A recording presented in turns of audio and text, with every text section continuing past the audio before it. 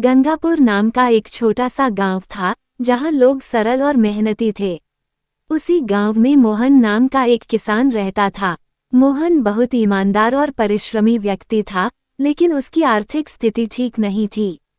उसकी छोटी सी खेती थी जिससे वो किसी तरह अपने परिवार का गुजारा करता था।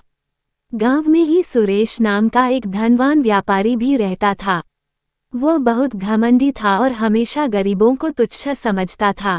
एक दिन उसने मोहन को बुलाकर कहा, मोहन, तुम कितनी भी मेहनत कर लो, तुम कभी अमीर नहीं बन सकते। मेहनत से सिर्फ पेट भरता है, दौलत नहीं आती। मोहन को ये सुनकर दुख हुआ, लेकिन उसने विनम्रता से उत्तर दिया, सुरेश जी, सच्ची दौलत मेहनत, ईमानदारी और संतोष में होती है।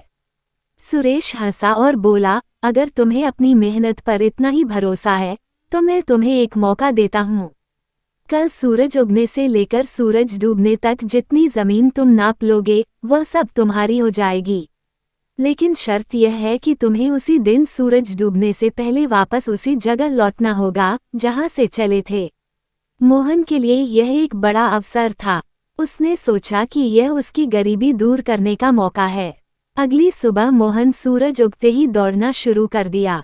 उसने तेजी से चलना शुरू किया और फिर धीरे धीरे दौड़ने लगा ताकि ज्यादा से ज्यादा जमीन नाप सके। चलते चलते उसने सोचा, थोड़ी और जमीन नाप लूं तो अच्छा रहेगा। जैसे जैसे समय बीतता गया वह और आगे बढ़ता गया। दोपहर हो गई, लेकिन उसने रुकने का नाम नहीं लिया। सूरज धीरे धीरे ढलने लगा तो उसे एहसास हुआ कि अब वापस लौटना होगा।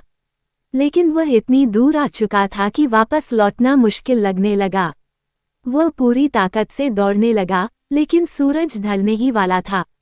जब गांव नजदीक आया तो वह हाँफने लगा, उसके पैर कांपने लगे। लेकिन वह हार मानने को तैयार नहीं था।